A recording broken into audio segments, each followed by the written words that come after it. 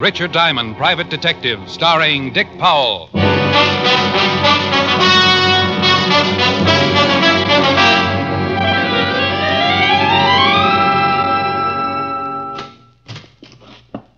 Mr. Diamond?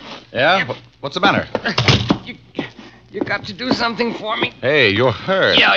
Hey, now take it easy. Sit down. Oh, sit no, down. you got to listen to me. You're bleeding all over the place. I'll call a doctor. No, please wait. But look, I've been knifed bad.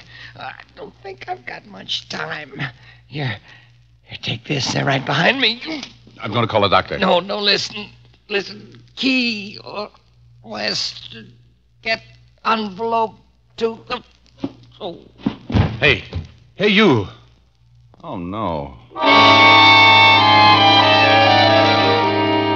The man, whoever he was, had toppled over on his face and was very dead.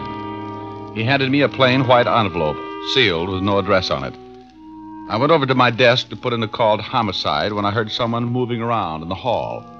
I turned and saw the shadow of a man silhouetted against the glass section of my office door. I grabbed a pen and hurriedly scribbled the address of Lieutenant Walter Levinson, 5th Precinct Homicide, on the envelope, stuck a stamp on it, then headed for the hallway. I was about to open the door when the shadow was joined by another one. They opened it for me.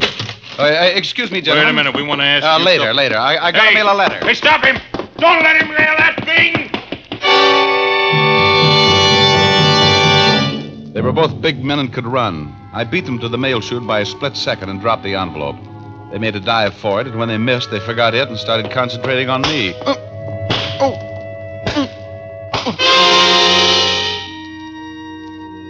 Diamond? Mr. Diamond? Mr. Diamond, please try and sit up. What in the world happened to you? Oh, where are your wings, honey? You look as though someone had beaten you up. No, don't be silly. It's the latest thing.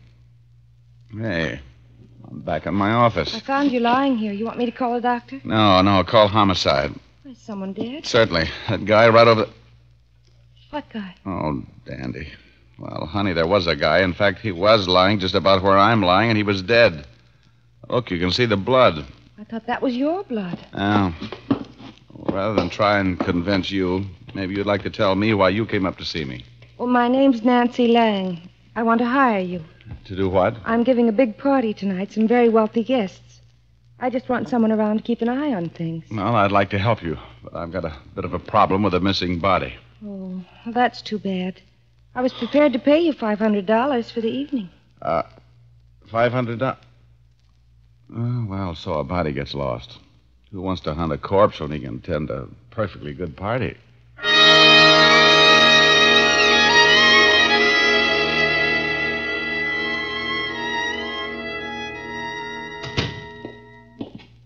Well, good afternoon, Sergeant Otis. Oh, how are you, Diamond? Still breathing. Why don't you try it sometime? Oh, go jump in the lake. Only if you'll lend me one of your shoes to paddle around in. No. Hello, Walt. Hi, Rick. Oh, no. What happened to you? Well, two charming gorillas used me for a fast game of squash. Who were they? Never saw them before. But I got a hunch they killed the guy. Let's have a look at your mug file. I gave Walt the story and told him about the mysterious envelope he would be getting in the mail. But after 2 hours of checking the rogues gallery, we came up with nothing. So I went home, shaved and changed, and went out to my client's house, where she met me in a well-appointed library. Her appointments were, Mr. Diamond, right on time.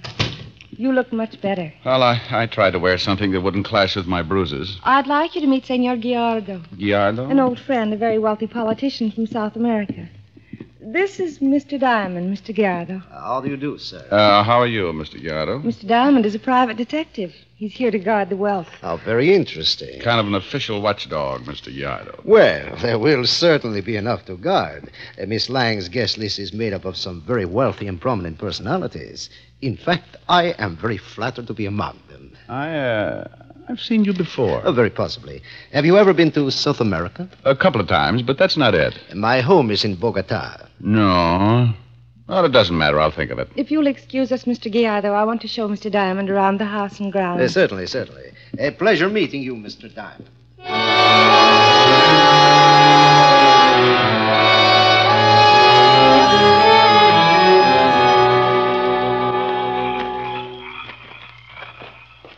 The house was my father's.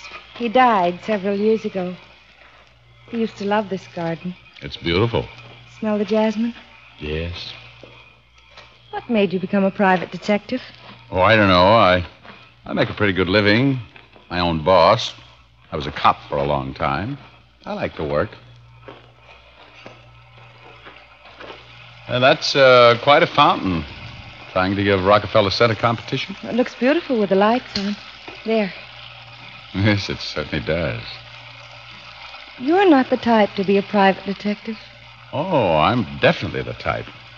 Sure, like everything else, it gets dull sometimes, but when things start popping, it can get pretty interesting. Like this afternoon? Getting beaten up? The man you said was killed in your office? Well, he wasn't killed there. He just died there.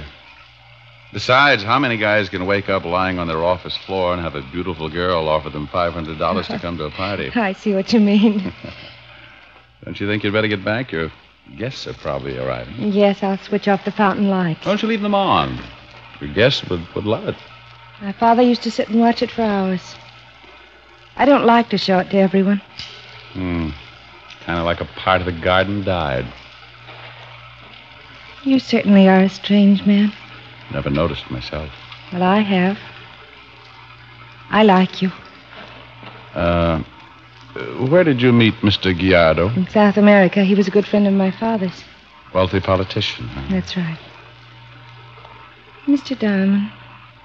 It's Rick. Rick. Yeah? Oh. I think we'd better go back to the party.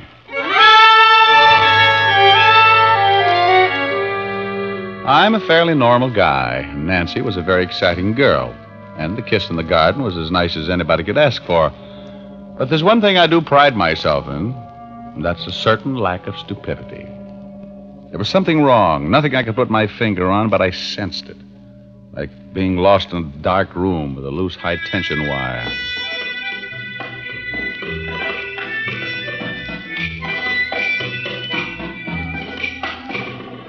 I circulated around, and nothing out of the ordinary happened. By 3 o'clock, the party broke up, and Senor Gallardo and Nancy were the only ones left. A most enjoyable party, Miss Lang. Oh, thank you. It was nice of you to come, Senor Gallardo. Well, I must say good night. Have you remembered where you have seen me before, Mr. Diamond? Well, not yet, Mr. Gallardo. Oh, it's too bad. Thank you again for a charming evening, Miss Lang. Good night, Mr. Diamond. Good night. Good night. Oh, I'm exhausted. A little beat myself. You want some coffee? Love it.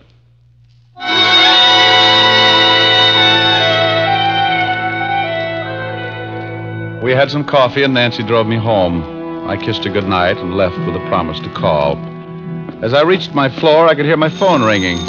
I opened the door and stumbled into the biggest mess I'd seen in a long time. My room was a wreck. Someone had torn it to pieces. Yeah? Diamond? It's 3:45 in the morning. What do you want, Fatty? We fished a body out of the river about an hour ago.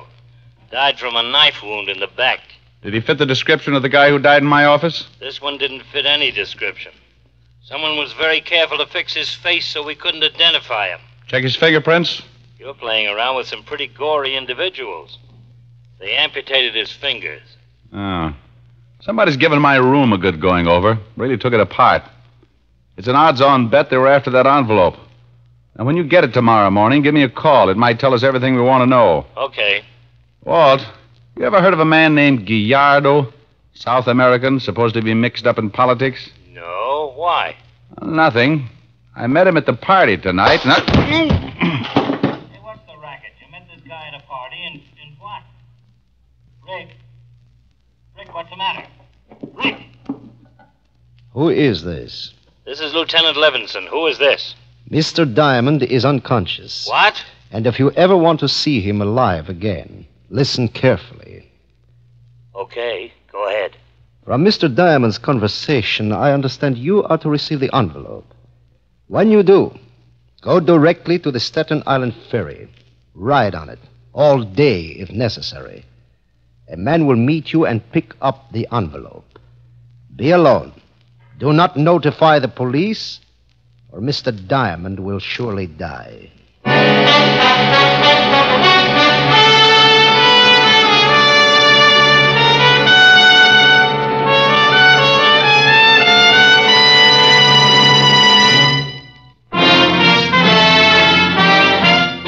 And now back to tonight's adventure with Richard Diamond, Private Detective, starring Dick Powell.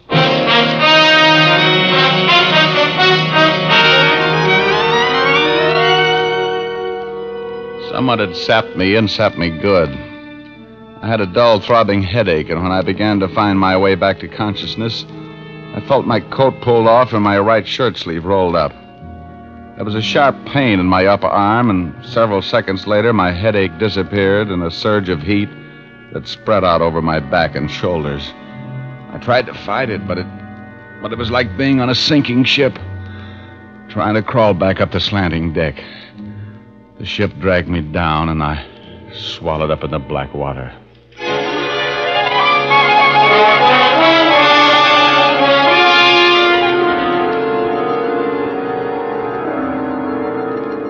The next thing I remembered was a blinding circle of light overhead, like the sun if you were looking at it through a sheet of wrinkled cellophane. I shut my eyes, and I could hear voices, far off, hollow, not making much sense. The light hurt my eyes, but I couldn't seem to shut it out. So I tried to relax and wait, give the drug time to wear off.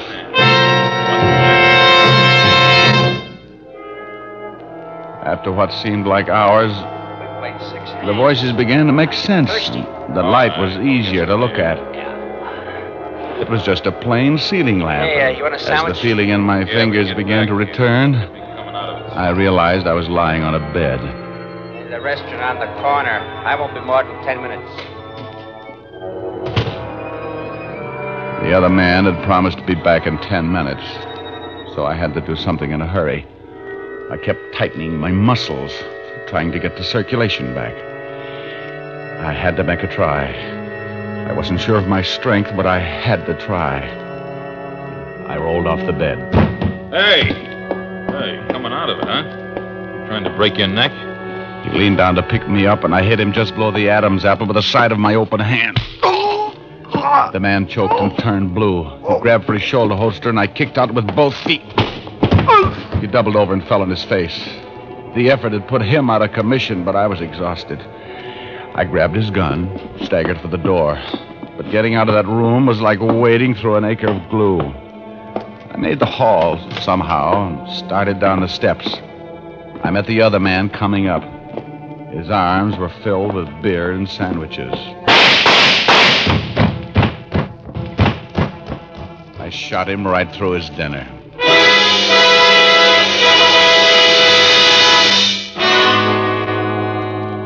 Feel better? Yeah, Walt. A little more coffee, huh? You really had a rough time. They pumped you full of this stuff. Yeah, I'm amazed. I was out nearly 14 hours, huh? Yeah, you lost a whole day. How you managed to get down here, I don't know. I guess I'll never know. Drink your coffee. Yep. And, you gave them the envelope, huh? Yeah, about an hour before you staggered into the station. I rode that ferry all day. 5 o'clock, a man came up to me, and I gave him the envelope. Oh, I was smart. I had 3 men on the ferry and 3 men at each landing to tail him. He was a little smarter. He took the envelope, stuck it in a waterproof case, and jumped overboard. Fast speedboat picked him up. No identification on the guy I shot? No record, nothing on him by the time we got there. What did the other guy look like? I was so punchy I couldn't tell much. You'll have a sore throat for a long time. But they were the ones who beat you up yesterday at your office. They were.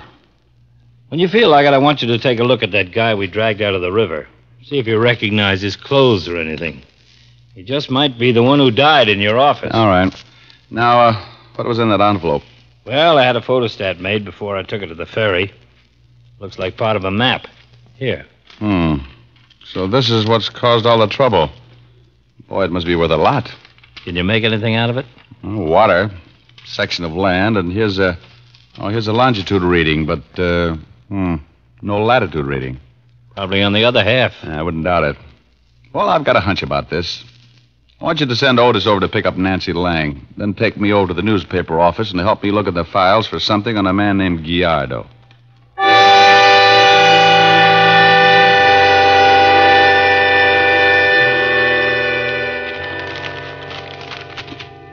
You know what you're looking for? Yeah, this guy Gallardo, Senor Gallardo. I know I've read about him or seen his picture. Hey, Walt. You find something? Yeah, here he is. But his real name isn't Gallardo, it's Ortiz. Yeah, look at those headlines. Julio Ortiz assassinated.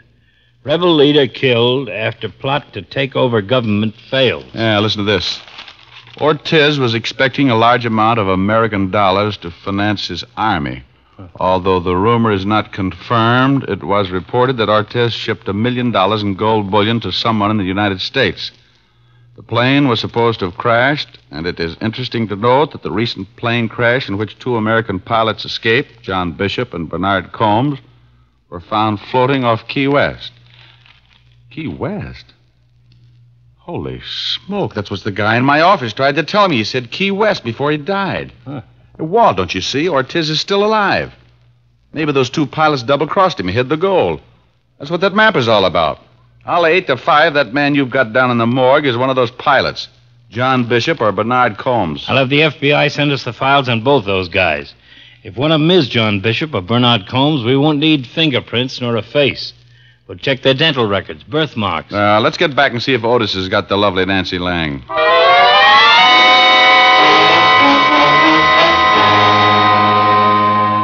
That's right, Lieutenant. She ain't in town. She's gone on a vacation, her butler said. Did he say where? No, he said he didn't know. He said this Miss Lang left town about 4 o'clock this afternoon. And I'll bet she's with Ortiz. Walt, when you talk to the FBI about those 2 pilots, have them check Nancy Lang, too. I'm going to Key West. Send any information to the chief of police there.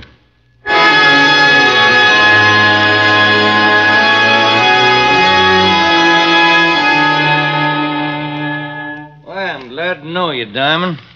We just got a teletype from a lieutenant identifying the body. It was Bernard Combs, one of the pilots. Well, here's the half of the map. Tell me, does that look like any section of coastline around here? Well, now, that's hard to say. I'll have it checked. You ever heard of a man named John Bishop? He's the other pilot. Oh, sure. When them 2 boys was found floating around, they brought them into Key West. They was in the hospital here a couple of days. Bishop still lives in Key West. Well, I hope so. He may have died here very recently. And you think this here Ortiz is in Key West, too? I'll bet on it. He wants the other half of that map and may have it by now. He's got to go after that gold. You'll need a boat and some diving equipment. Well, what makes you think the gold's in the water? This map's got a shoreline, too. Well, those 2 pilots couldn't carry $1 million in gold bullion. It either went down with the plane or they dumped it and then bailed out and let the plane crash. Well, I'll get Bishop's address. We'll go over there and have a talk with him.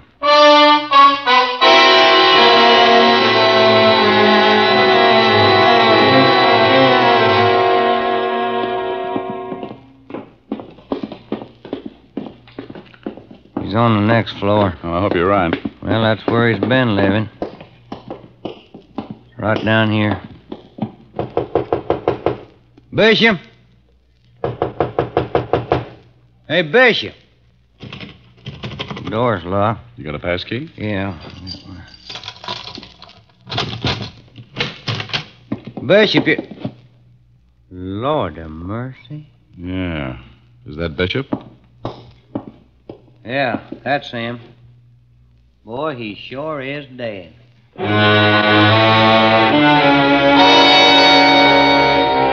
Well, that accounted for the 2 pilots. So now all we had to do was find Julio Ortiz. It figured he now had both sections of the map, and his next move would be to hire a boat and diving equipment. There weren't many places in Key West where a man could rent a boat and diving equipment. So the chief rounded up his men, and we all started checking. It didn't take long. No, Captain. Party hired my ship ain't come back yet.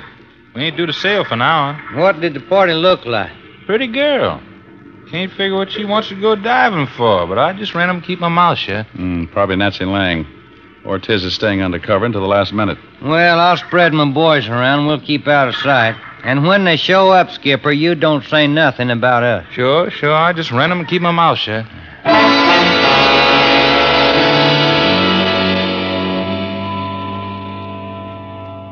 About ready for that boat to sail. Well, they'll wait till the last minute. Just imagine $1 million in gold, just like a pirate story. Not enough killings mixed up with it to be one. Hey, hold it. That them? That's Nancy Lang. But Ortiz isn't with her. Who are them two fellas? I've never seen them before. Some of Ortiz's men. They're probably checking to see if everything's clear before Ortiz comes aboard. We got as close to the schooner as we could and waited. The two men walked over and checked the diving equipment while Nancy Lang went below. We kept waiting, and still Julio Ortiz didn't show. Hey, they started engine. I don't see Ortiz anywhere. They're casting off. We better take him. Yep. We're gonna have to jump. Look out for that one. He's got a gun. I got him jumped. The other guy's running forward. Stop, you! He's going over. Well, my men will pick him, huh? Yeah, well, I'm going below. What in the world? Hello, Nancy. How did you find me? Where's Ortiz? I don't know who you're talking about. Is this the girl? Nancy Lang, meet Key West's chief of police. How do you do? Where's Ortiz? She says she doesn't know who he is. Okay, young lady, I'm gonna hold you for the New York authorities. Hold me for what? Murder. John Bishop and Bernard Combs, and we can make it stick. It might go easier on you if you tell us where Ortiz is at. I still don't know any Ortiz. Gallardo, the man I met at your party. That's ridiculous. Now, look, we know all about the gold. You don't have a chance of raising it, and eventually we'll get Ortiz. Yeah, we're back at the dock. If you don't help us, Nancy, it's pretty sure you'll get life for complicity. And if I do help? I can't promise a thing, but it will make a difference with the court. Julio's waiting 10 miles down the coast. We were to pick him up, then go out and raise the gold. He has the map? Yes. I'll tell the skipper to shove off again. We'll sail that 10 miles and grab Ortiz. What's your connection with Ortiz, Nancy? He's my husband. A dozen police officers came aboard and hid below decks. The skipper put out to sea and sailed parallel to the coast. Nancy told me all about her husband and his history as a rebel leader in South America. I was stranded in South America with a show that folded. I married Ortiz. After the gold was lost, he faked assassination and came to the United States. We located the two pilots. My husband was suspicious, so I played up to the one who came to your office. I got him drunk one night, and he told me about the gold and his half of the map. We've gone to 10 miles. I'm glad it's over with. I see a man standing on the beach. Mr. Diamond. Yes? I was supposed to lure you into that garden. Figured. What I said at the fountain. I really... Oh, forget it. Yeah. No sense making it any tougher.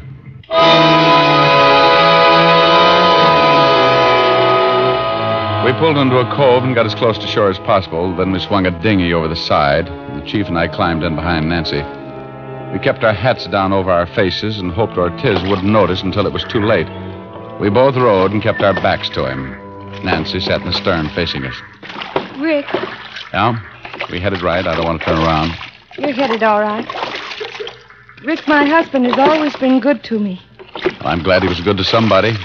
He sure made a mess out of a couple of guys I can think of. But he was good to me. Hey, we're nearly there. Hello, darling. Hello. Julio, Yes? the police are with me. Why, you stupid little... He's running for it. Stay with the girl. Let him go. My men will pick him up. I got a score to settle. Ortiz, stop! Okay. Well, that makes the assassination permanent.